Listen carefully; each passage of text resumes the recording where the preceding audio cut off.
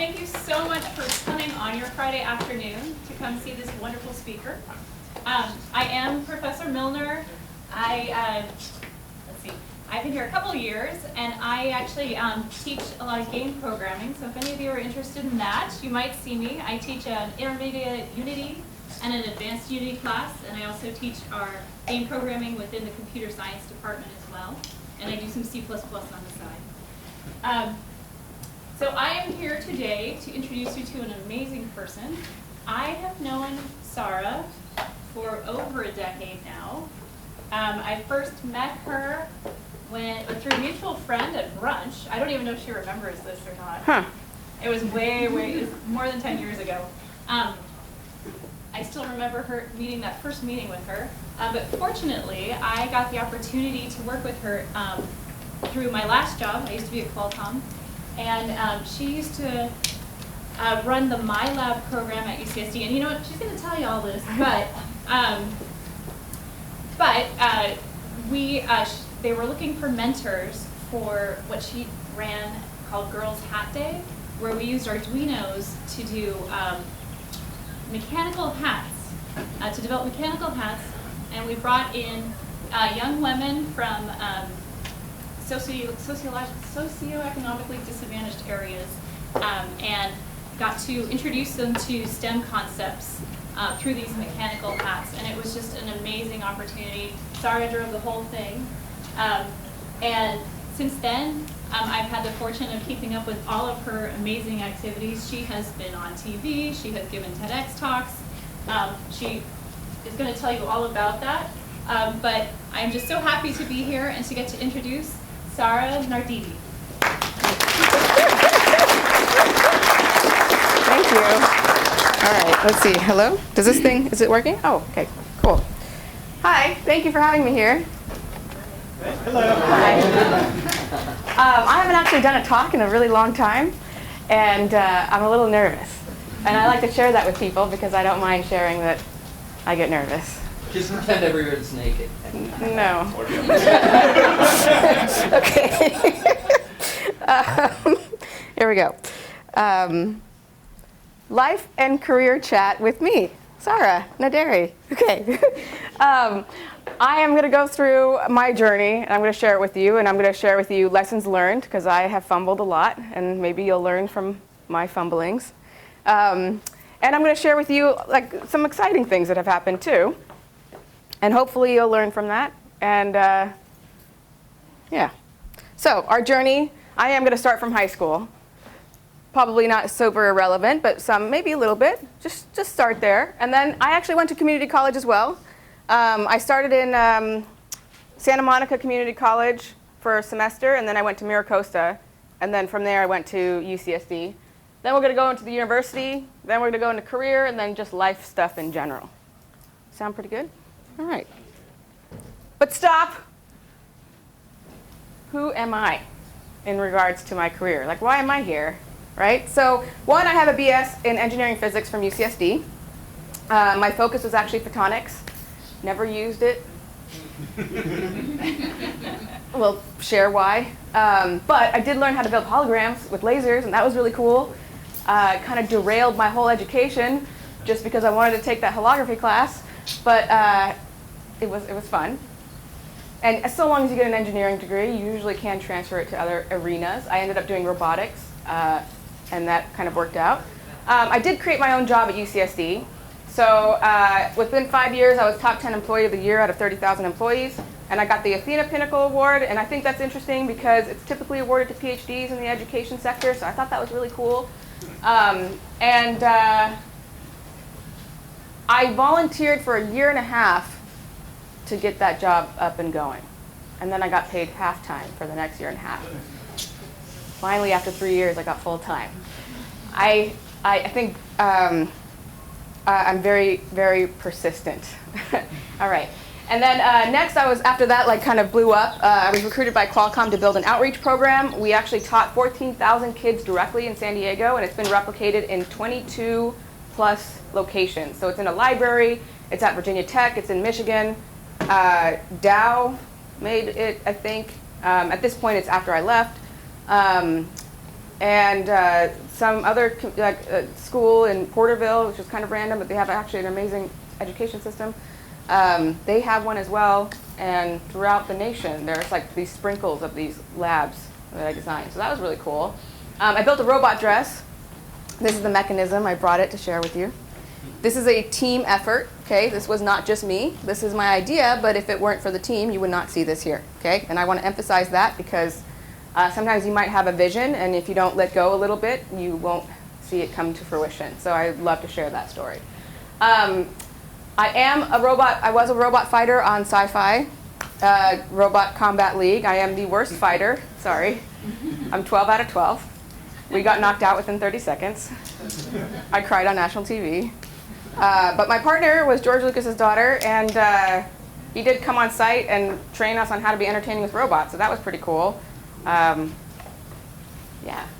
then I was a color commentator on the world's first giant robot fight. I don't know if any of you guys saw the gigantic mechatronic robot thing, Japan versus USA. Did you see that? Yeah, did you? Okay. So there was a lot of comments that were not very nice about the commentators, but that's okay. These are life experiences. My partner actually was Mike Goldberg, who was with Joe Rogan on UFC for a long time, for like 20 plus years, if any of you guys are UFC fans. And then one of the big producers is actually the co-founder of UFC. So it was a really interesting experience in and of itself, and then just flying out to Japan and then watching this thing in real life is actually pretty cool. But unfortunately, gigantic robots on television, like the real deal, doesn't actually translate as well as people would expect. So they are expecting like Transformers or Pacific Rim, and they want these robots to go super fast, but the reality is it's like,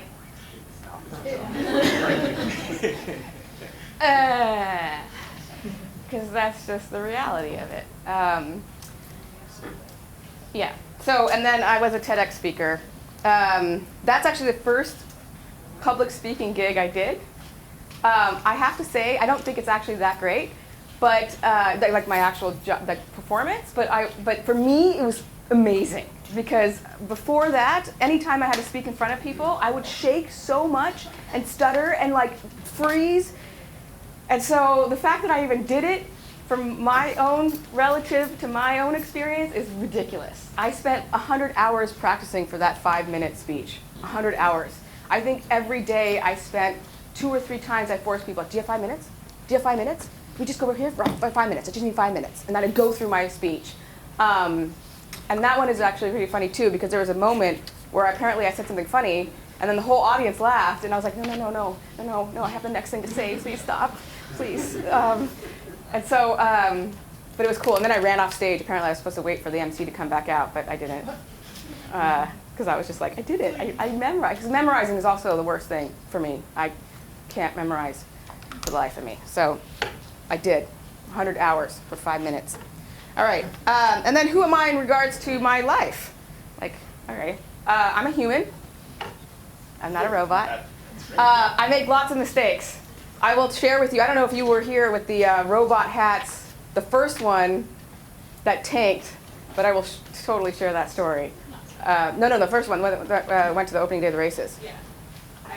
Yeah, some of the hats went on fire. That's pretty bad. Okay, so I'm honest with myself as much as I can be. I think that's really important, to be honest with yourself. It helps you gauge about what you need to work harder on. I am a huge advocate of not cheating at all, just because you really want to see the reflection of what you're doing. And so cheating is just like defeats your whole growing for yourself. So I don't think that's fun at all. I rely on others for help. I want to emphasize that. If I wouldn't be here if I didn't have mentors. I wouldn't be here if I didn't actually get help from people.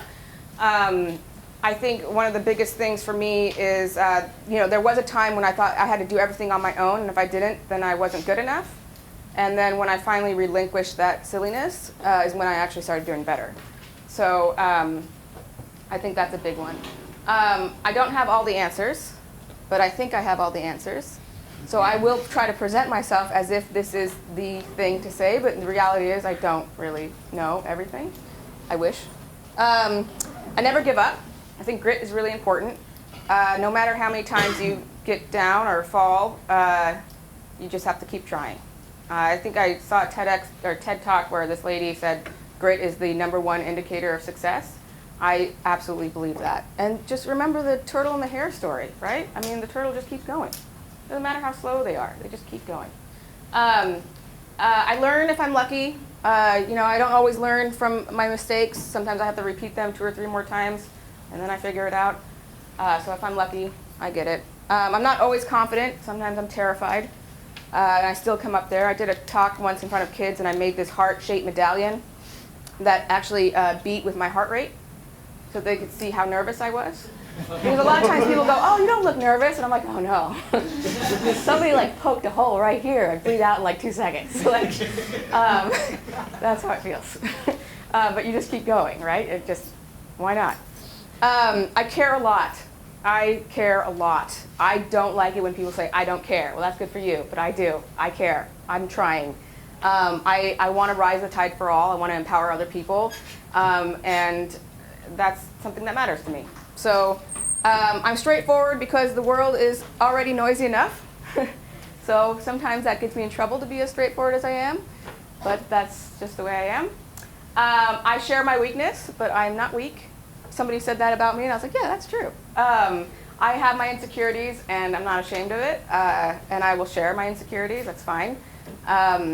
It is what it is. Like I said, I was nervous when I first started. A lot of times people say, don't tell people you're nervous. And I'm like, but I am. It is what it is. And then I actually struggle with depression, anxiety, and PTSD. And I wanted to share that too, because that's a real thing.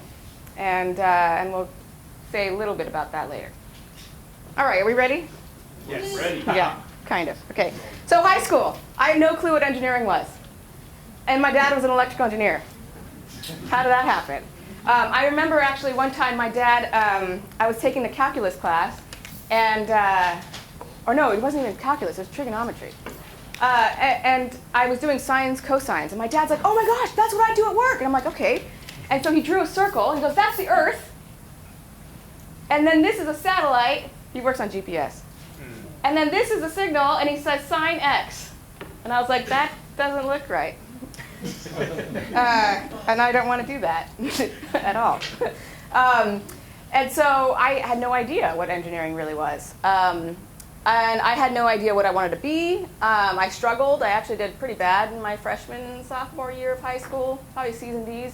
And then I had a high school teacher that said I was proud of being a failure, and I was like, what? Not really. So then all of a sudden I got straight A's, just to prove to her that I wasn't necessarily proud of being a failure. I just didn't know it mattered, actually.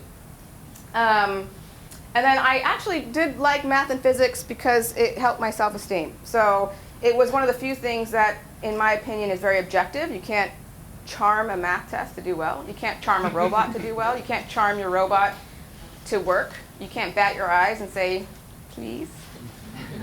It doesn't work that way. You have to know what you're doing, and it's an absolute reflection of your logic. So your code either works or it doesn't. And that's a really cool feeling, especially when you struggle through it, and you're like, and then you get it, and you're like, yes! So good, so good. But I also believe I'm an artist, and but it's terrifying being an artist. I think that is a very brave thing. It's very vulnerable, it's very subjective, and I admire artists a lot. I actually went through engineering school because I thought it was easier than art school. So I'm glad I finally took my grades seriously and got the experience of that kind of effort and that it means something. And I am also glad that I pushed myself in math. I wasn't actually always good at it. Sometimes I failed and then I tried again. And so it's just one of those things that I just kept doing until I understood it. And so it wasn't this kind of again, I didn't always do well. I had to just be honest with myself and try harder, or it turns out if you do your math homework, you do really well on tests. It's a really big one, actually. Do your homework. If I could go back, I would have done better from the start, just so I could have more options. And I would also have looked into scholarships. So that's high school. Community college. I originally wanted to be a business major, had no idea what I was doing. I took math and physics for fun, because again, it was a self-esteem kind of builder. Turns out it was faster for me to transfer as an engineer than it was as a business major, because I happened to take all those math and physics classes. And it actually still took me 3 years. And so by 3 years, you can imagine, I was like, I need to leave and not be here for 4 years, which was going to be my trajectory had I gone down the business major path. And mind you, this was still the time when I still said I didn't want to be an engineer. But then I took a look about what are all the things that I love doing, and I also thought engineering was going to be the least amount of school-ish, and the most amount of money without having to go to grad school. And so I did look at it economically and thought that that would be the way that I can fund the rest of my passions. What I didn't anticipate was actually really liking engineering. That was by accident, and I'll share that. I'm glad I did follow my interest in math and physics because it did lead to that opportunity. I got lucky, I think. I did have a GPA of a 3.4, 3.5. I don't remember, but it was good enough to get into UCSD. But I will say, if I could go back, lessons learned like when I was in community college, I don't know why I didn't take advantage of the resources that were actually available to me. I was very like this in school, and I still sometimes am, so I still have to remind myself to kind of like open up, right? So I'm like this, and I'm like, this is what I'm gonna do. I didn't talk to counselors, I don't know why. I recommend talking to counselors. Their job is to help you be successful. So talk to them, tell them what you're interested in, and try to work with them on what advice they give you and whatnot, and what resources are available. Or for example, like this one, the Mesa Robotics organization. I love that you had said that if you're just curious and you have no skills on it, great, come in, see what it's like. You might love it. I think if I had done something like that from earlier on, I would have loved robotics. When the first experience I actually had in that, and I'll share that later, I thought it was the coolest thing in the world. And I lit up. And sometimes it takes a lot of like trying a lot of things to find the one that makes you go, oh my gosh, this is so cool. Okay, do hands-on projects about activities you're curious about. So again, this is an example. I'm sure that there are other opportunities within this community college that can help you identify what your actual interests are. And then I would also say that something else I wish I would have done is the universities that you're interested in attending, find the pathway that you're most likely going to take. So for example, if I'm going to be doing engineering, I would find out what are the engineering classes that I'm going to be having to take at this university, look at that course description, and see if the classes that you're taking are going to help you be successful in that route. So it's almost like you need to know a couple steps ahead and see what you're doing now. Is it going to help you prepare for those next steps, right? And they tell you. So you can just look into it and see what that would look like. Are we good so far? Yes. Okay. Okay, university. So I was an engineering physics major. It's just like electrical engineering. It's the same core to the very end. But there's a lot of overlap, actually. And it turns out the classwork that I took, I could have been an electrical engineering major, either one. It just so happened I took all photonics. Still don't know why. Still didn't learn my lesson of talking to counselors, and again, was very much like this. I convinced a professor to let me take a course and sign off on the prerequisites. Don't do that. That was a really bad idea. Unfortunately, this professor was his first semester teaching. And it's because, man, again, holography. I've become very driven towards one focus, and I do whatever I need to do to get it. So the holography class, it was 184. I needed 183, and then to go at 183, I needed 182, but then it wasn't offering 181 to get 182. So then I said, hey, 182, do you mind signing off on 181? I'll eventually take it, and I'll take this other class that I need to take. 2 classes. I tanked my GPA. I went from like a I think I was on a trajectory of like 3.3, 3.5 to a 2.7. I mean, it just tanked from there. And apparently, I only learned this recently, because I'm still friends with my photonics professors, is that photonics is actually a really difficult focus. And half my classmates were grad students. I was like, Wow. wait a second, that's not cool. And then the other three were like honor students. And then it was like 3 of us that were like normal students. And I was like, okay. You must have projected confidence to that professor. To what? Why we're To still the friends? Professor who signed off on the courses. No, he was just new.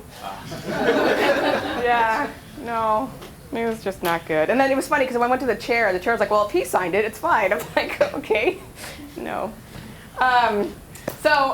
What I am glad I did while I was in university, and I think this did help me compensate for the fact that I did have a low GPA, is I did internships throughout my entire undergraduate career. So that's a huge one. Best case scenario, you have good grades and internship. But if your grades are starting to slip, I do recommend doing more hands-on projects, creating a portfolio of your work, and also having these internships. And I'm glad I finished, because you have no idea how many times I wanted to give up. Lots of crying and telling my mom, maybe this isn't for me. And she would say, okay, well then stop. And I'm like, no, you gotta keep going. I will also say, I guess if I had to go back, there's a lot of learning lessons here. So let's just go through them. I would have taken my time and gotten better grades.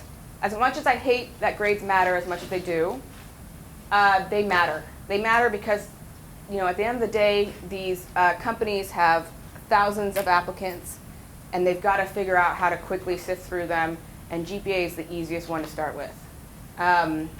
And so it's more about, like, can you even get in front of them to tell them, hey, look at all these skills of what I actually can do.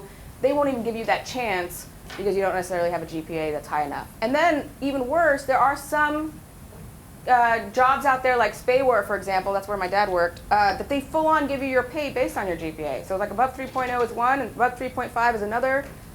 So some jobs will actually use your GPA as a way of your starting salary. So it's a real thing. Sure, eventually if you're, I think I turned out okay, but there are consequences to the choices that I made. And those consequences were, it took me more time to get where I needed to get to. So if you don't mind taking extra long time, and if you can afford that extra long time, just understand that's the reality of, if you don't get those grades up. How do you get those grades up? Your community college, your university will absolutely have resources. There are tutors, there are counselors, there are so many different avenues to get that help. And we go back to, if I didn't start relinquishing the idea that I need to do everything on my own, it's when I started asking for help that I started doing better. So go to discussion sessions. Put that all in caps. Okay, so we don't have discussion sessions, so I would say go to office hours at the community college. Yeah, go to office hours. At universities, there are discussion sessions. Office hours, again, ask for help, create like a study group, whatever you need to do. I skipped out on more of those than I should have. And then when I did start going to them, I was like, wow, they really go through a lot of the things that you were confused about, and you're not the only one. I also think that documenting your work, skills, and projects and creating an online portfolio. There's actually I wish I remember what it was. It was by a UCSD student, too. They made this, it's kind of like a Pinterest for students to document their projects and the things that they've worked on. It's called Portfolio. Oh, nice. And we actually have it on Canvas, so if you're interested, we can help you set that up. And it's actually tied into Canvas, so if you're a faculty member and you want an assignment for your class, you can easily have it through Portfolio as well. Nice. Thanks for that link. Yeah, no, it's great. Because, at the end of the day, if you get in the habit of documenting your work, when you're ready to write your resume, you just go back to this kind of documentation that you've already had and just plug away. It just makes it so much easier, and you will forget. So, again, these are all lessons learned, right? Even going back to the Robot Hat Day of all the kids that went through the program that I developed, I didn't always write down how many actual kids went through the program. You can imagine how hard it was for me to figure out like 5, 10 years later, how many kids actually did go through that program? But if I had actually done a better job of documenting it, it would have just been an easy, let me look this up, and I would have the number. Because it would be a more compelling story if I said to you, I taught 113 kids, than I taught a lot of kids. Okay. I also think that you should try, again, starting now, even in computing college, hands-on projects, the earlier the better. Because it wasn't actually until my senior design project that I realized I loved robotics. So my senior design, I'm about to graduate college, university, and it was before Arduinos came out, so it was a chip that was on the Arduino. And I had to build a laser fire control unit to shoot down remote control airplanes. Cool. Right? And so this is my first experience with a microcontroller.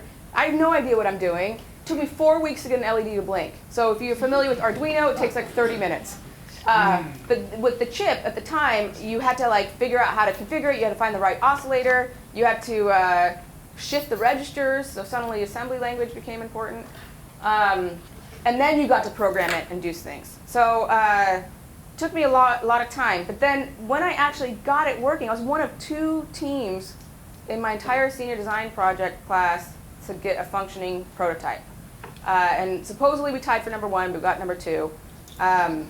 And it worked. It like totally goes where you need it to go, and you shoot with the laser, and then you can have a man in the loop, and it was so cool, and it was just really cool to like see something that you wrote down that actually move this thing the way you wanted it to. It was just so good.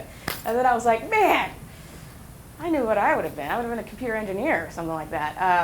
But I didn't know. So in terms of how do you align what you're doing to your career looking forward? It's a really difficult question, so difficult that it's actually one of the grand challenges for NSF. It's called the future of work. It's not like it was 20, 30 years ago where the technology and the job pace was kind of this kind of predictable trajectory. It's kind of going a little bit more crazy, and things are changing a lot more rapidly, and so we don't actually know what's going to be 20 years down the line. And so one of the ways that you might get that insight is 2 things. One is actually looking at companies that you like, so for example, Google or Microsoft, whatever, and see what jobs that they're offering. And the cool thing if you do that is that they actually list out specific skills that they're interested in getting. So you can then see, hey, it looks like they want SQL, so let me go learn how to do SQL. Or they want this kind of, they want you to know how to work on a Linux operating system. Well, I better make sure that I know how to work on a Linux operating system.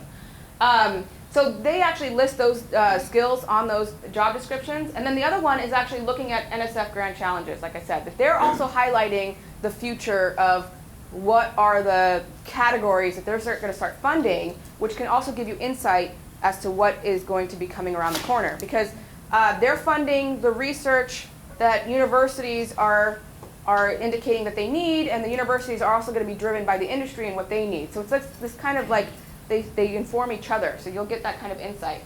I also think something that I didn't do when I was in college, I did do it once, but I wish I did it more often, is join a club, whatever that club may be, but specifically ones that can actually help you build your resume and interview skills and soft skills, okay? So things like working on a team. You want to be able to work on a team. You want to be that team player. I've seen it when I was at Qualcomm, because I did actually work in the staffing department. Is that you would, I remember, okay, we had this like hackathon thing for the top students in the top universities, engineering, right? And there were teams that had done this thing, and there's one team did a great job, but one of the team members was so, I did this, I did that, and just like overrode the rest of the team that was just like, we just got this gut of like, man, even if you were technically better, we're not going to go for you.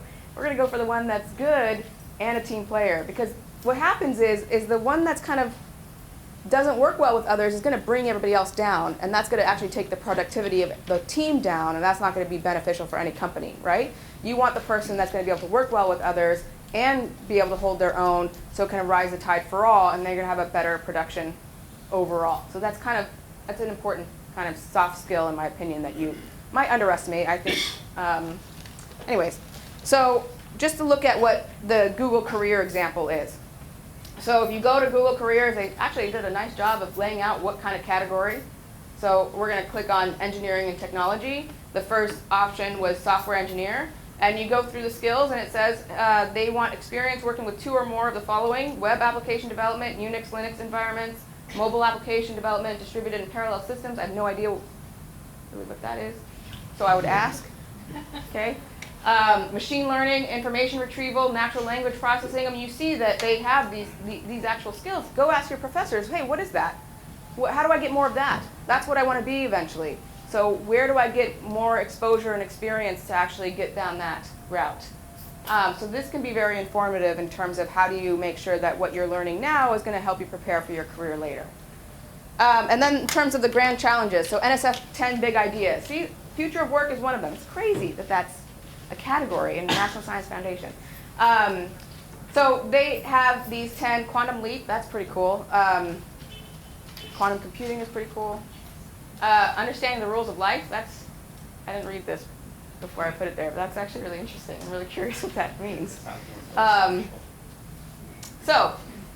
Another route to go down to understand what's around the corner.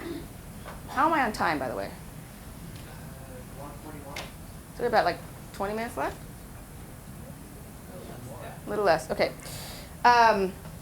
So my career.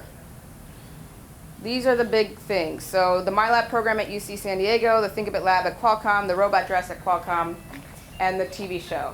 The MyLab program. So these are the robot hats. When we finally did a good job, we did a runway show. That was the safest bet. The first year that we did it, we went to the opening day of the horse races.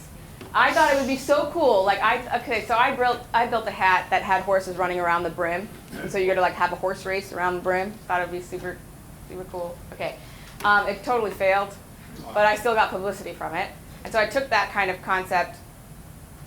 Actually, I realized you're gonna see a video that's gonna tell you this whole story again. So 25 kids, opening day of the races. I had no idea really how to teach. I thought it would be really cool to just tell kids yes whenever they ask for something.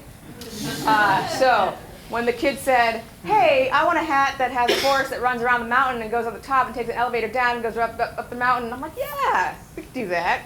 Sure. This is just fine. Did not do that. And she was very disappointed and angry with me. And actually, I think I've had more kids cry at this opportunity than I ever have since. So it clearly is not a normal thing. And I didn't teach them. I just basically made the hats for them. And this one was also one-to-one. So it was 25 individual robotic hats that I built with the team, right? I mean, we all built them. And so the reason why I know I didn't do a good job is because when we actually went to the opening day of the races, one of them was like, I need to power my robot hat. And I said, great, get a 9-volt battery. And they said, what's that? I was like, wait a second, I didn't even get that through? Like, that's not good. And then just other really random things that happened, like it took us 3 hours to get to the opening day of the races. Normally it takes about 45 minutes. We were on the front cover of the Union Tribune, and the robot hat contest knew we were coming, but when we got there, the security guard would not let us in. Yeah, he said, wait in line for 2 hours. And we're like, no. So one of the parents videotaped the security guard getting a bribe and said, if you don't let those kids in right now, I'm going to put this on YouTube and you're going to get fired. That's how we got in. Not the front cover of the newspaper, not the actual talking to the people and letting them know that we're going to be there. The other thing that's really not appropriate is the opening day of the horse races is a lot of adults drinking. So one of the first things that these kids saw, and these are kids like 5, like she's 5, okay, is grown women fighting, like throwing their purses, fighting. And I'm just like, that's not the lesson I'm trying to learn. Like, no, this is a bad idea. And then again, because you have this bottleneck of 25 hats, and the parade started at 3, we got there at 3:10. There's this rush of get these hats working now. So we plugged some of them in wrong and then started smoking up and little fires. Lots of more tears. Yes, I just seared in my face. One of them was just like looked at me with the water coming in and just like I was the worst human in the world, and I just like I don't know what to do. I'm sorry. But ViaSat was the company that sponsored this event, and the founder of ViaSat comes up to me and said, if this company stopped every time we failed the demo, we wouldn't be where we are. We're going to give you another chance the next year. I was like, are you kidding me? Wow! And so we nailed it the next time. And then we totally skyrocketed from there. Like lessons learned, 2 servos per hat. It's going to be 1 per team. We're not going to give you everything that you want. Here are your constraints. And you have to build most of it yourself. There's still a lot of help. And then in terms of the runway show, they could do the runway show or they could talk. So we did have a big discussion about reinforcing gender roles, and I wanted to mention that too because we let girls build whatever hats they want. So we have space themed hat, we had sports themed hat, we had a monster hat, and so we were very careful about not actually making it like all flowers and pink and whatnot. So you can build whatever hat you want, and again, you don't have to go down the runway show either. And I think that was important. And then we opened it up to boys, and then everybody loved it, and that was really cool too. So this is the Thinkabit Lab. So I think we can actually watch this thing.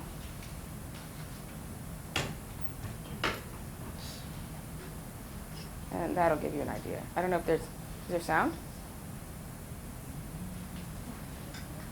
Nope.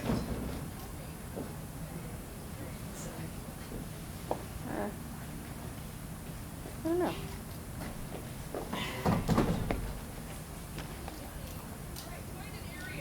It's really inspired me to get out and invent something. My name is Vivian Archer. I'm in 7th grade. I am at the Qualcomm Thinkabit Lab. I felt free to make whatever I want. I got to invent a machine. My name is Mark Renato. I'm in 7th grade. So imagine engineering is just another set of tools to create whatever it is in your imagination. There are possibilities out there that I don't even know about yet. I'd like to be either a mathematician or an engineer. My name is Kariana Clausen. I'm an 8th grader. If something doesn't work and you can't figure out what it is, you have to keep trying and you have to keep going. I'm learning about robotics, how to code, how to program an Arduino circuit.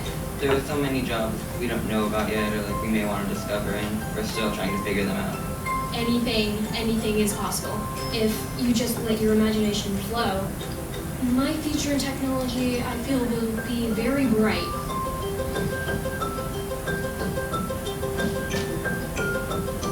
I know that if we go into that world with the tools that we need, then it won't be a problem at all to fix those problems, to create the technology of the future. And it will be a great world that we live in.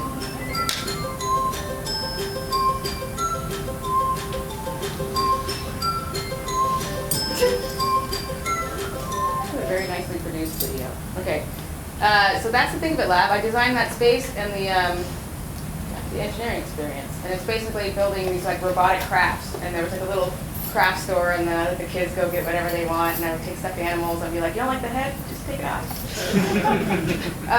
It was a really cool experience. And then there's the robot dress. Okay, so there's a video there too. I guess you can just watch the video before. Yeah. Because I pretty much say the same story. This is not public, actually. This thing. Let's start by getting you all to participate with me. Oh, wow. Lead an engineering instructor and design at the Qualcomm Thinkabit Lab. This is the opening ceremonies of the first robotics competition. So there's 30,000 kids watching. I mean, any of you guys have ever heard of first robotics? It's pretty awesome. High school, middle school.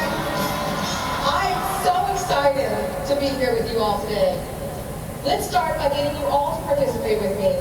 Please, clap now if you want your imagination to do big things in this world. That's the mechanism that's underneath the dress, by the way. Some people thought they were children underneath my dress. And I am just like you. I've always believed my imagination is powerful. In high school, I had many periods of loneliness. Yes, I just admitted that to all of you. I used my imagination to create the image of a dress that would provide protection for me, to become more socially connected to others.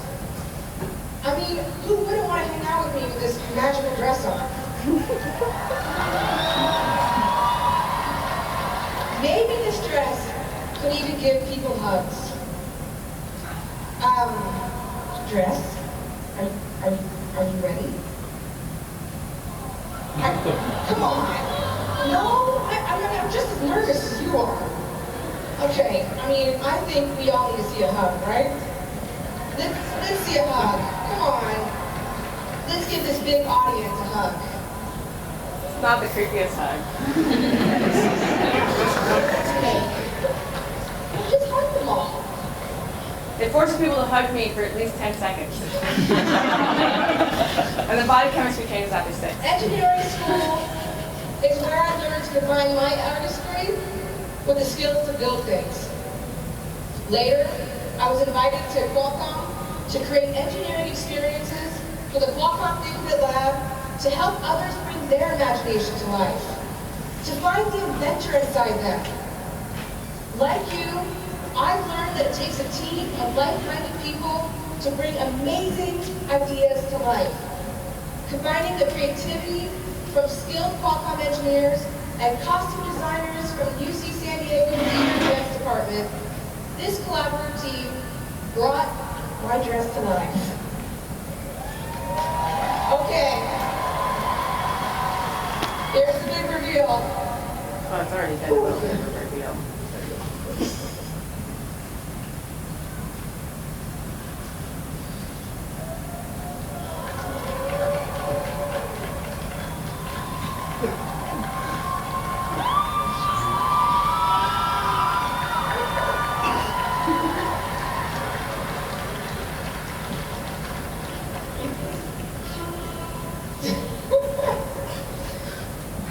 I have poured my heart and soul into this robot like you have poured your heart into yours. I'm so excited to share with you the hard work that our team has put into making this dream come true.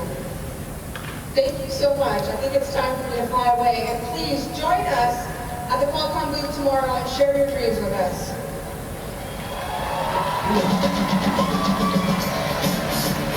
This is the drone mode.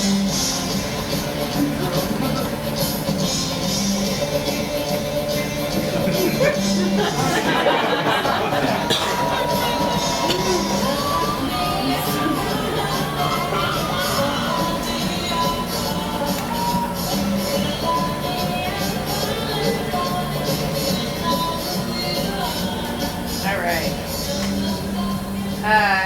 Thanks for watching that. We're review number 3, by the way. How many people are watching this?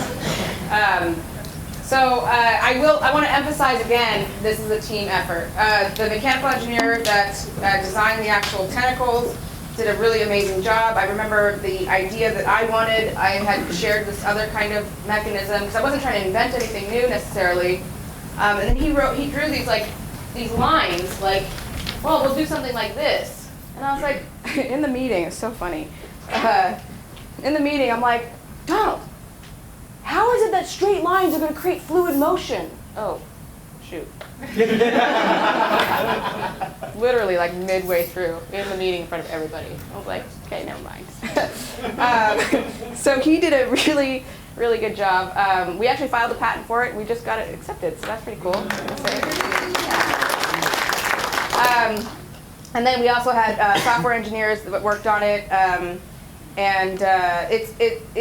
it's a Dragon board that they use, but it's very similar to the Raspberry Pi. A little bit overkill for this specific application, to be fair, because it's pre-programmed moves that are triggered. But the reason why we use such a powerful platform is we wanted to build upon it. So if there's like a computer vision layer to it, so if somebody gestured a hug, then it would give them a hug. And these are really powerful servos. These are Dynamexels. So you can actually have haptic feedback, so the hug would be dynamic instead of a creepy static hug. Although I kind of like the static hugs. One time the battery died and it like stayed hugging. Although I don't know why it did, because it should have really fallen, but whatever. Okay, so then these are the like TV show, other kinds of things. We'll just share one of them because I feel like we are running out of time and you probably have some questions. So this one's kind of cool, I think. And it's the shortest one. Amanda and Saura to enter the arena and meet your robot. Come on out, girls. This is the first robot fighting show I was on. I haven't gotten where I am in my career. She's an MMA fighter? I've done all of my She did something that her dad could not help her in, which I think is awesome. And she's a championship belt winner. She broke her nose in one of the fights. Like, jeez. Giving them the opportunity to actually get their hands dirty with electronics. It's a program where we teach girls about robotics through making a cat. Here he is. Are you ready? This is the third member of your team. Meet your robot. Oh, awesome. So my contract's over. I'm allowed to say that these are skins. And there were only 6 robots Giant and 12 skins. fists. I want to go and like break stuff. I love you too. I'm pretty sure my contract's over. It's like a $1 million fine for every violation. But it was a lot of fun. But again, unfortunately, like it's funny what people think is fake and what people thought was real. So technically, on the other one, I know that one's not over.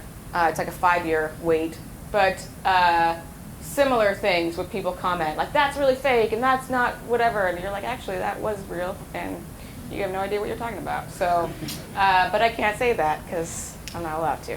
So, okay. There's more stuff. And, oh, life. And then we're done. Okay, take your mental health seriously.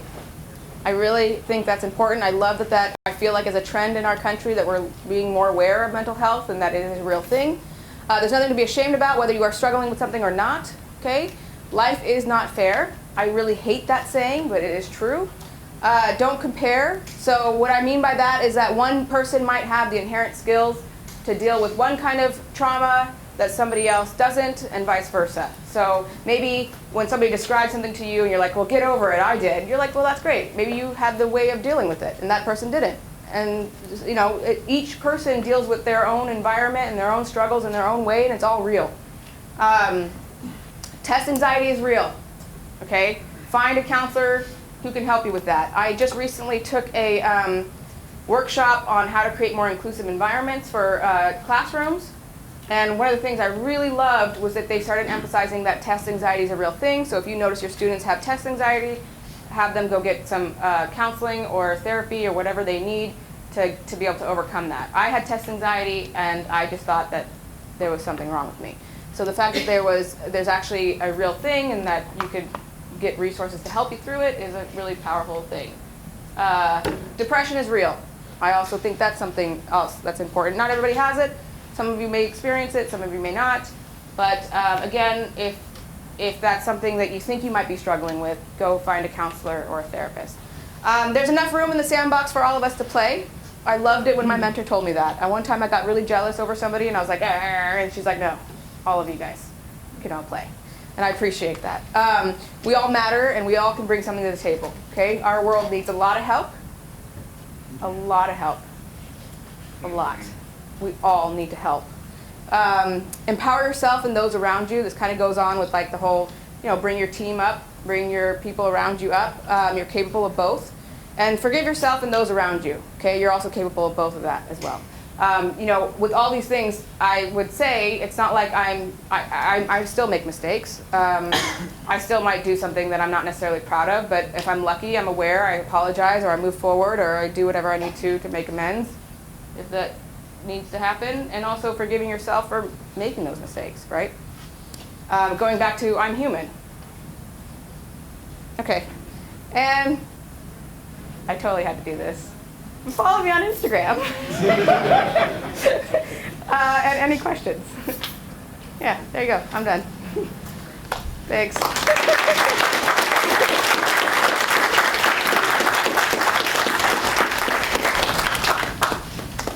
I did it on time. Wow. Not bad. You guys have 30 minutes to ask questions. I think, right? Yeah. Yes? Are you still working at Qualcomm now? No, yeah, I didn't even tell you what I'm doing now. No, I left about almost 2 years, a little less than 2 years ago. I tried to start my own business called ViaSaura because Viasat was my first sponsor, so I thought I'd name it ViaSaura. And I haven't given up yet, but it's been a struggle to have my own business. I find that I am a lot harder working when I'm accountable to somebody. So when I opened up my first program at UCSD, I was still accountable to UCSD. When I started the program at Qualcomm, I was accountable to Qualcomm. But accountable to myself seems to be a bit of an issue. But I'm still trying. And then I just got a job, or I'm in the process of getting a job back at UCSD. And guess what my job will be? Helping community college students transfer to UCSD. Isn't that kind of a really amazing position that this whole thing came together like this? So figuring out what courses to take to better position you into universities. So, and then creating also workshops and experiences that are probably art and fashion themed to get you excited about it as well. So that's what I'm doing now. And I teach at a private school, building career skills. Like high school or? High school, yeah, private high school. We're building this thing called Whack a Politician. So there's no real whacking, actually. It was originally supposed to be whacking, but they programmed this LCD screen to scroll through random presidential quotes from all 45 presidents, and then you find the president quote that comes up, you find the right president head, and you insert it in. And if you're right, it turns green, and these lights turn on. And then if it's wrong, these red lights turn on. And then the next step is to then put it in the right party affiliation. So, and then right now it works as the quotes come up and they put it in the right president head. So it's been a cool, fun project. Yeah. How did you, so you say you created your job at UCSD. Were you still a student when you kind of started on that project, or how did you? No, I was doing a bit of contract work, and I will say in my case, I feel like it was a luxury to volunteer because I had no problem living with my parents. And so I just stayed living with my parents. And so that's how I was able to actually not get paid. And I don't, yeah. I mean, it was a little bit of a struggle to see all your colleagues making tons of money and you're not, but my parents are really good cooks, so I didn't really mind.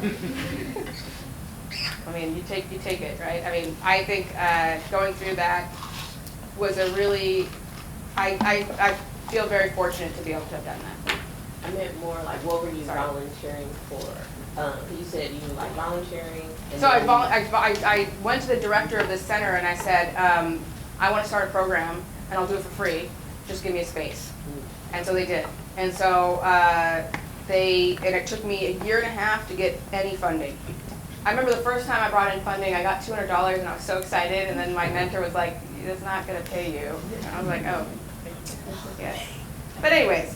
But eventually, the first year I got in $200. The second year I think it was like $10,000. The next year it was like $50,000. The next year it was like $150,000. So it was this really cool upward trajectory of using internal resources and companies that were sponsoring. So it took me a long time. It took me 5 years.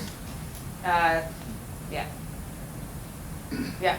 Well, I just think the story is really cool about anytime you leave the established pattern and develop your own transformation. Talk about what your thinking is like now that you have embarked on that unique path of your own, rather than just going to secure job sequences. There is a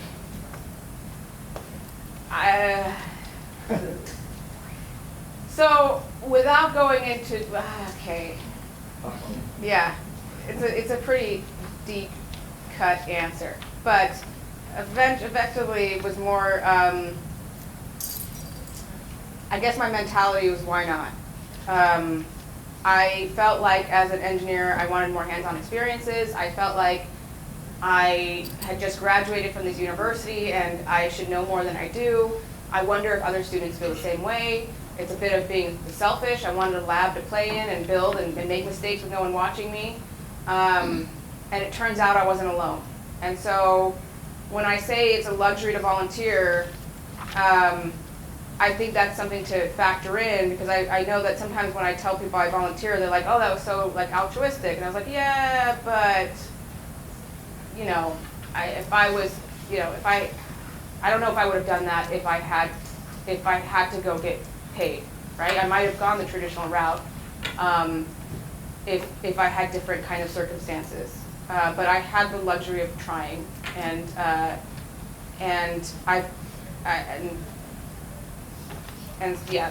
time I just felt like, what do I have to lose? Let me just go for it. Yeah, does that answer your question? Yeah, I just had a sense that, in fact, ages ago, I had a choice myself, and when I broke away from the corporate world, everybody I was working with came to me, and they had this kind of petrified look on their face, like, how are you going to survive? Like they were just thought I was on the edge of the cliff and jumping over. Sure. I mean, that is absolute. I mean, the robot hats is a great example of that. Like, I mean, I can't tell you how many times people told me I was stupid. I'd cry over something not working, and they're like, get over it, it's not a big deal. I had to grit through a lot of peers, even my own parents going, you know, when are you going to get a real job?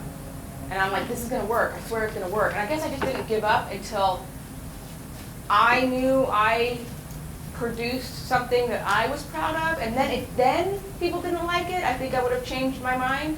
But until I thought I was giving my best, I didn't let go. I would say the same about the robot dress too. It took me 1.5 years to convince people to let me do this. I am relentless, and it isn't like this like proud relentless. I cry relentless too. But you know, I just keep going. And it doesn't always come out to good things, to be fair. It just, but I like looking back going, at least I tried. Yeah. I kind of in that same vein, a friend of mine, his son is just graduated from MIT with a degree in physics. And what I found kind of, because it's a similar background, a little bit strange was he's having a hard time finding a job. What advice would you give to somebody like that? And I don't know if he's having a hard time finding a job because he can't find the one that he wants. Sure.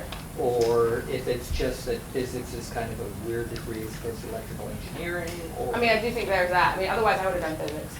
I think the reason why I went into engineering was because I didn't know, because I think physics you would have to go to grad school in order to be Well, that's what you're thinking about too. Yeah, sure. But I would also then recommend internships is always a great thing if that's a possibility. Volunteering in organizations that you think you might get the kind of similar skill exposure that you might be interested in doing is also another good thing. If it is about, I'm not sure I would like this job, if that's the kind of barrier. But if it's simply like they're not able to get the interview, which I doubt from an MIT degree, but if that's the case, then go to his alumni association and find practices in interviewing, and because I would imagine they have an abundance of that resource for them to help them with. So those kind of networking opportunities are really big, especially, I mean, that's one of the best things about, I think, MIT or these bigger universities is they have that network and they are there for you. And so tapping into that is a really good thing. I think that's, anybody else? I'm very interested in like fashion tech and wearable myself. What made you, so like even with like your first lab, it was kind of it was the hats, and then like with this the robotics, what kind of made you want to do more projects? So I always it really is this kind of idea of when I got an engineering degree, I realized wow, this is like really cool. I get to like learn how to move things and do things, and then I can apply that to what I want. I've always been interested in being an artist. I've always been interested in fashion, but I didn't formally get trained in any of those arenas. Like I said, I was very scared.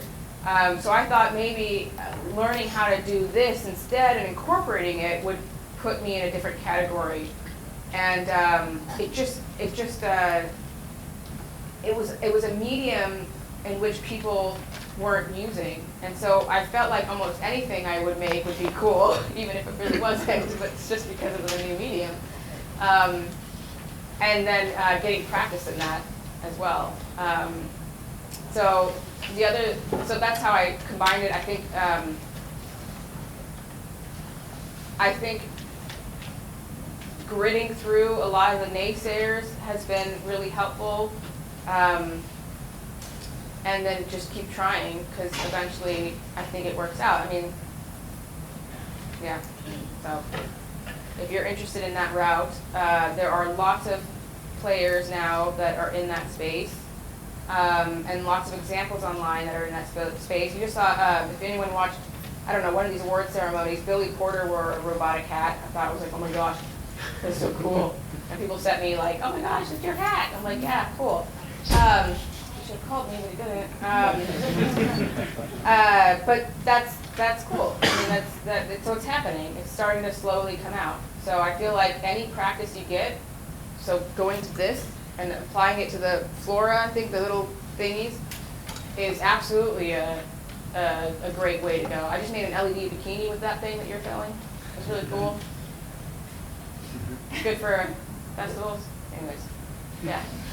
You mentioned briefly you had a medallion or something. Yeah. That, measured your heart rate. I mean, is that jewelry? I mean, it's kind of cheesy medallion. It's on a foam board and lots of glitter and LEDs. But there are places like Adafruit.com and SparkFun.com, and they have the heart rate monitor. I think it's $15 or $20. Pretty easy to set up.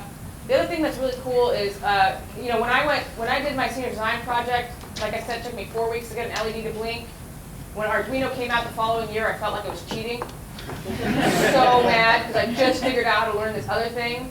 And then this thing came out, and basically what they did was they're like, there's like a bell curve of applications that this chip can be used for. Let's build the board that would be in that middle bell curve. And so they configured the boards, and then they shifted the registers again to that most likely application. And so all you have to do is start programming. And so what that did is it lowered the barrier of entry to microcontrollers so much, it revolutionized that entire space. They built this board for artists. And now there are so many resources out there that you don't actually really need to know what I don't know if I'm biased because I have some experience or what, but you could just go online and find examples and copy them. And they're open source and it's fine, and you can change them and manipulate them and whatnot. So for example, I'm building this project that is triggered by a face moving really quickly.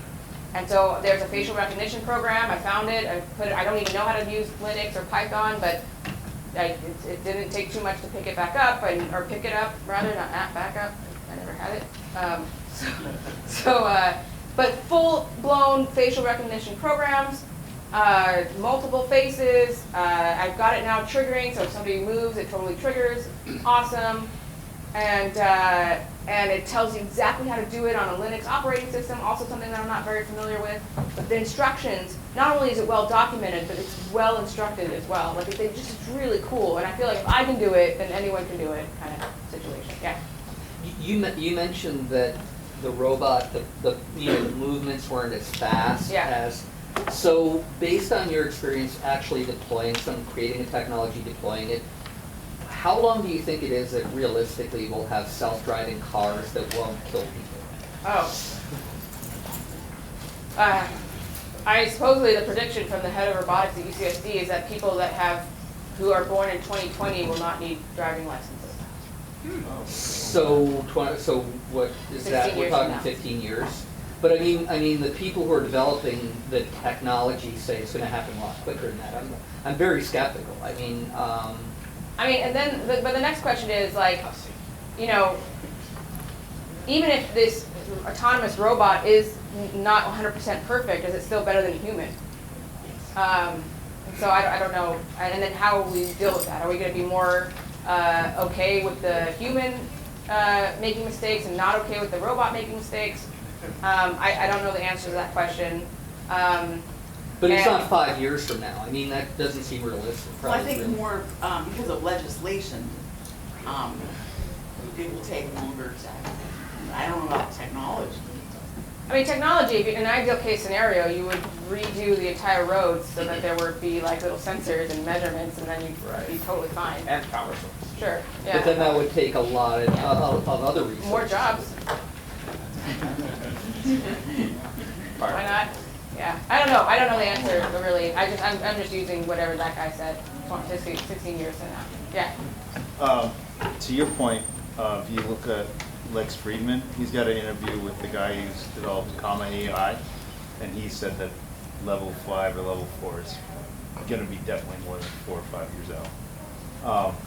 But I wanted to ask you about the holograms and the holotronics and working with the light, because that's always kind of intrigued me. And then like I know you see videos of people on online, like they'll use Lego structures to create shadows, like when the light's bouncing off something. Like, so have you like used like any of your holotronics and the robots to do artwork at all, or?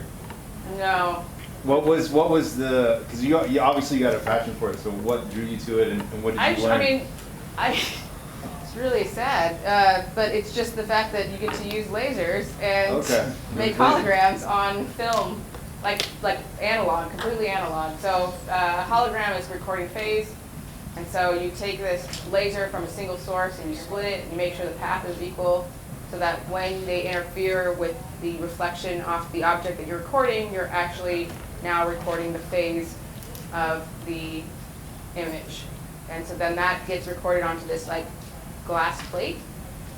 What's really cool about that, so now imagine this little glass plate has some film on it, you record this entire image onto it, you shine the same frequency onto it, and then you can see the actual image behind it. So it's like when you look around, it's like you're looking at the object. Then if you break the glass, that image is actually recorded in every spot. The intensity just gets reduced. That was also really fascinating too. Now in the context that they were teaching us this in, it was more about storing memory in holograms because of that feature as well. Whereas mine is like, I wanted to create artwork with it. And so there was a holography artist that would just take different, because it would be recorded, we did red, so helium neon. And you would record different frequencies to get all the colors. So this one guy built these glass plates that had like full color hologram images. They were just gorgeous, but he really, I think, went and recorded all the different frequencies to get it there. Wow. Yeah, that was really intense. And then you learn about computer-generated holograms, and basically, you know, all those, like the Tupac hologram or the new Star Wars thing at Disneyland. There's a lot of holograms there. There's some sort of glass you're just not seeing that is reflecting that photons back to your eyes. Other than that, you can't really have a hologram just appear out of nowhere. It has to be reflecting off of something to get to your eyes. I really wish, yeah. It is a very fascinating field. But not necessarily a lot of money. No, it was actually. Again, I mean, like I said, I just recently learned. So they built this like $3,000 photonics education card thing. It's like about this big. It has like pretty much the entire lab in this little tiny setup, which is really expensive. But it turns out getting hired as a photonics engineer is like master's level, if you're lucky, but generally PhD level. Okay. Which was the antithesis of why I went to engineering school. Like, I wanted to come out and be hireable. But again, because I had those internships, I had only one job as a programmer after that, and then I created my own jobs from there. So, I didn't know that. That's where my lesson learned of like talk to your counselors, look at the job descriptions, see the skills that they're actually looking for, make sure you're taking the classes that align to that, do as much practice as you can, If I had known, again, if I had built like a little robot, like the laser fire control unit from the beginning, I would have totally taken my trajectory somewhere else. Data science actually was not a big deal at the time. My neural networks class, it would take like 5 hours to compile the code. So everyone was like, no one's going to go down this route. That's not a job anywhere. And you're like, really? Like 5 years later, it like blew up because now the hardware caught up and now it takes like a second. So it was like, well, if I had known that, I would have kept that up. Because I actually was good at that class somehow. I don't know. That might have changed my mind. Yeah. Yes. Okay, so you're talking a lot from the student perspective about how to, which I think is amazing and great that, you know, like how can you kind of find your passion and then align it with your educational goals. How can there's a few faculty here too. From a faculty's perspective, what can we do to give students these opportunities to be able to find the passions? Because like it sounded like it took you several years before you got to the robots. Yeah. Like how could we as faculty have gotten you there faster? So I don't know, it's things like this that work, right? And sharing these kinds of opportunities. But it's like the whole, you can, what is that saying with the horse and the water? Oh, you handed up the horse. You can do the horse water, but you can't make it drink. Yeah, something like that. Yeah. I'm terrible at memorizing, remember? So you can't, so you can only offer that these things are available, but if the students don't take them, they don't take them, right? So I feel like more emphasis is like, hey guys, you should take these opportunities. But I guess I would say then faculty, can you provide more of these opportunities, more awareness that these opportunities exist, and more compassion to your students that might be struggling with concepts. So it's funny because from a teacher perspective too, I was very much of the category that like if my students didn't understand something, it was because I did something wrong and I didn't explain it right. And for a while I had that philosophy until there were times where I'm like, well, 27 of you guys got it and 3 of you didn't. So then I'm like, wait a second, why is that? Maybe because they were talking on their phones or they were, you know, not actually paying attention. And then you're like, eh. So then that gets a little annoying. So there's that. So you can't always just think that it's just you not presenting the information well. Sometimes the students do have to take responsibility of did they actually listen to the instructions that were given to them? Did they actually follow the advice? Did they actually do their homework? Did they actually follow through? So I guess, you know, providing the opportunity, you know, if a student is coming to you with a problem or anxiety, you know, point them to the right resources. You know, we're not therapists, so I would recommend not trying to solve the problem. Really just point them to a professional that can help them solve the problem. But having compassion for that as well. Yeah? I would almost piggyback on that too. Like in the workforce, you have one-on-one discussions that, you know, allow that space, that isolated space to have that dialogue. And maybe some students may not feel that kind of comfortability in a classroom setting. So kind of building on those opportunities to allow, you know, those types of things, I think, I think so. I guess with that, I would say then faculty, don't make yourself so intimidating that your students don't want to come up to you. I didn't have a problem with that for whatever reason. I think that's another issue. But I do know that some kids are terrified of talking to their teachers. And that's, you know, just remember your teacher, they became a teacher because they want to empower you. And they pride themselves in helping you, I think. I'm pretty sure, right? And it is a joy to help empower their students. So understand that that is what they want. And so just try to be as honest with them as possible. And yeah, I guess faculty, try not to be intimidating. And make sure that your students know your door is really open. How did you start to lessen those kind of language, if you would? Like, were there particular techniques or like an aha moment or what that allowed you to really expand your One of my aha moments was, I remember just driving in a car going, what am I striving to be? Because I was starting to become like, I was becoming more and more isolated, and this wasn't just like in terms of, you know, it was socially as well. I would socially isolate myself. I became very introverted, and I realized that I am basically building myself up to live on an island by myself. Like, I am so self-sufficient, I don't need anyone. And then I have no social skills, and I have nothing. And so I think at some point I realized I need to not, and I'm not getting very far either.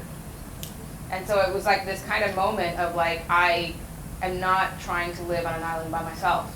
I want to live in this world with people, and I want a community, and I want to have friends, and I want to be okay with relying on other people. And so it wasn't like this overnight I suddenly became open.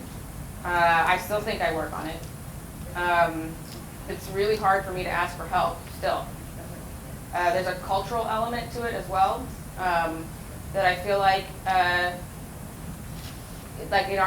my parents are from Iran, and there's this concept called tarofing, where you're not supposed to like, you're supposed to ask, you're supposed to like, it's really annoying actually. It makes sense too in a lot of ways, but it's also kind of annoying. But it's one of those things where you offer help, but you're supposed to offer help because it's polite, and the other person's supposed to say no. And you're supposed to offer it 3 times before the person can give you a real answer. Yeah. Grandma, do you want some tea? No. Grandma, do you want some tea? No. Grandma, you want some tea? Thanks. Okay, does thanks mean yes, or does thanks mean, I mean, I don't really understand. You just give me a straight answer. Yes, I would say yes every time. And so, but being born and raised here, there's like this conflict of culture for me. So I don't think anyone should be going around. I mean, on one hand, I absolutely love the whole idea of being independent, but there is a compromise here. There needs to be like this interdependence thing. And I've also learned growing up, I found that a lot of these people that we've sensationalized as individuals did not do it alone. I thought one of the craziest ones that I learned was that Leonardo da Vinci didn't actually paint a lot of his paintings himself. He hired people, he's like the director of them. And I was like, what?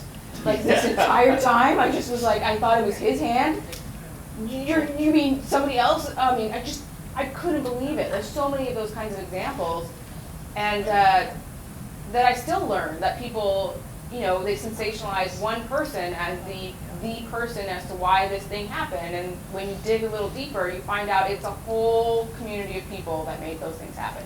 So when I say this is my robot dress, that is why I say there is, if those 5, 6 other people didn't work on this dress, you wouldn't see this dress.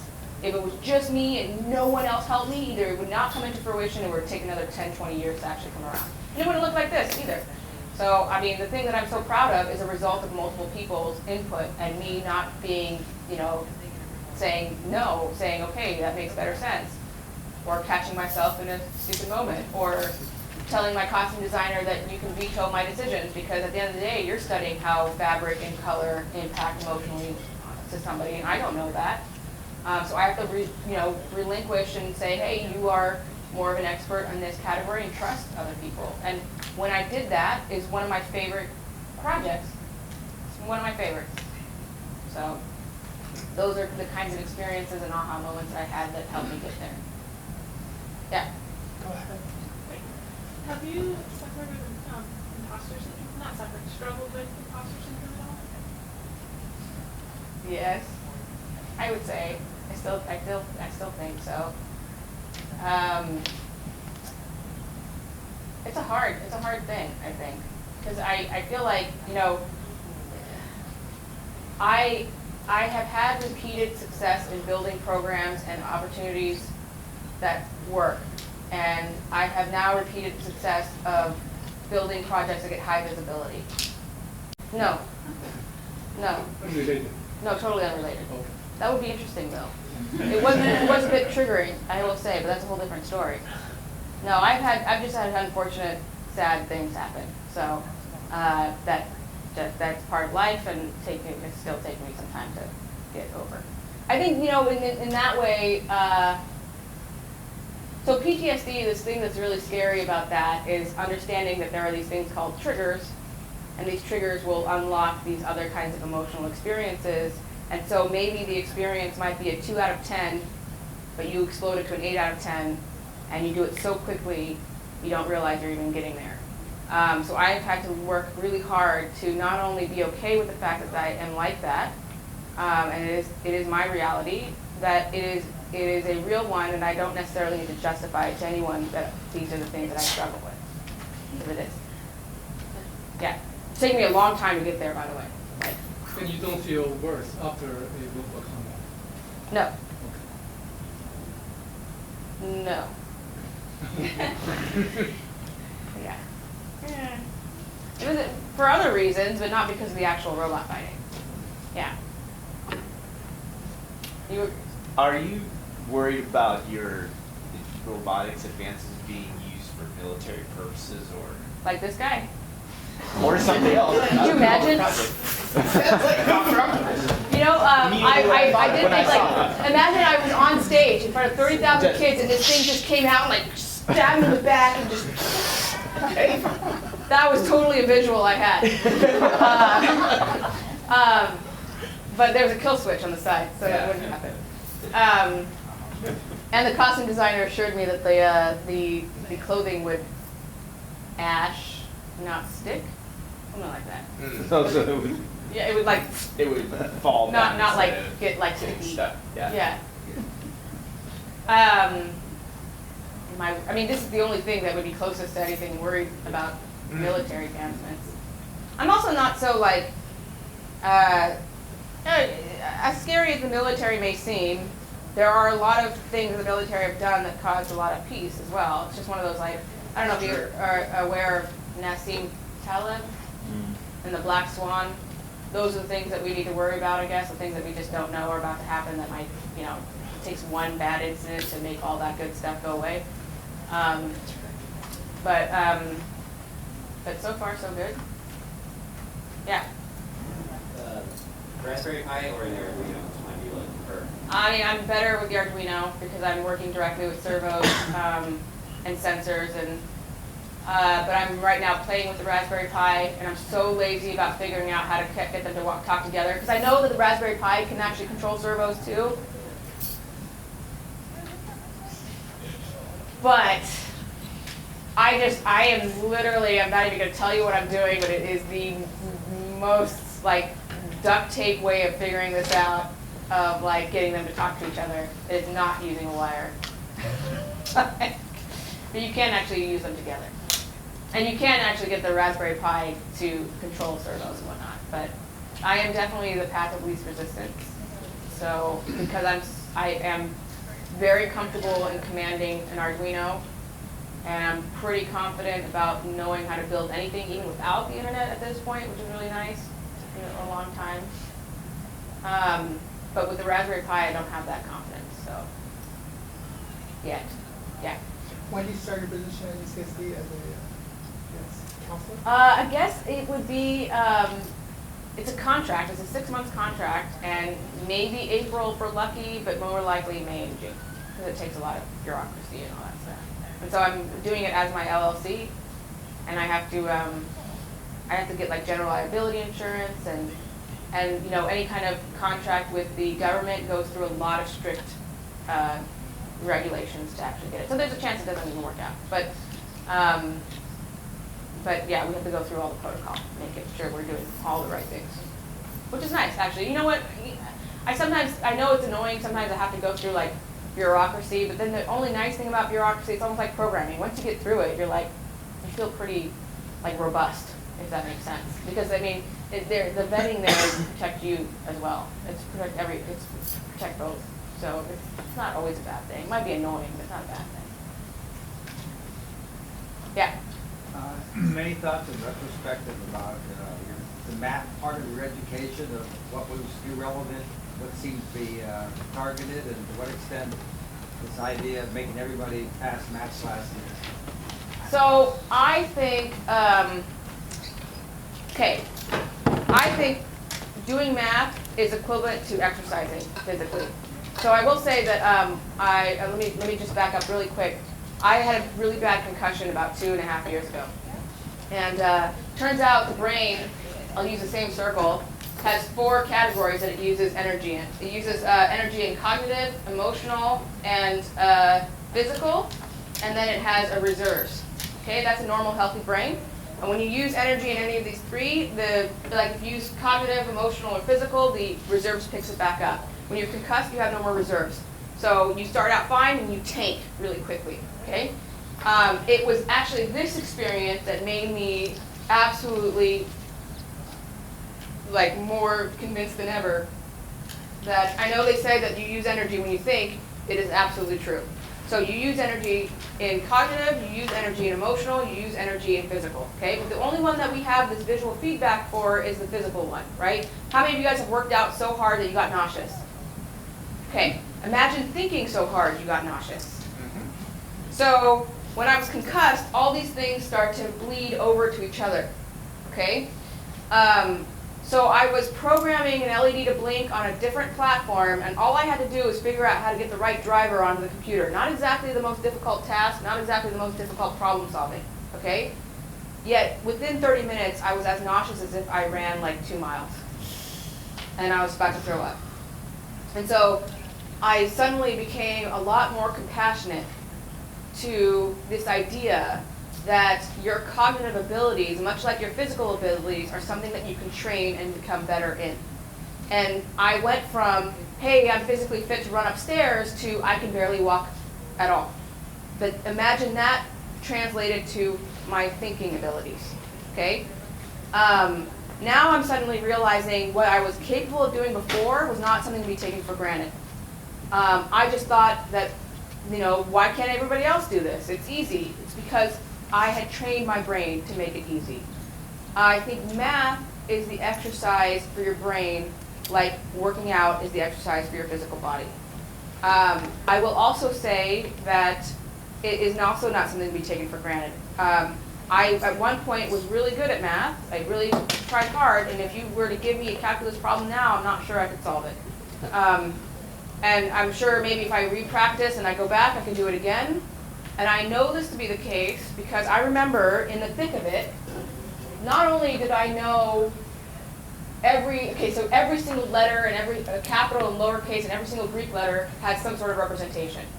Okay, I don't know what those representations are anymore, but at the time I knew every single one, right?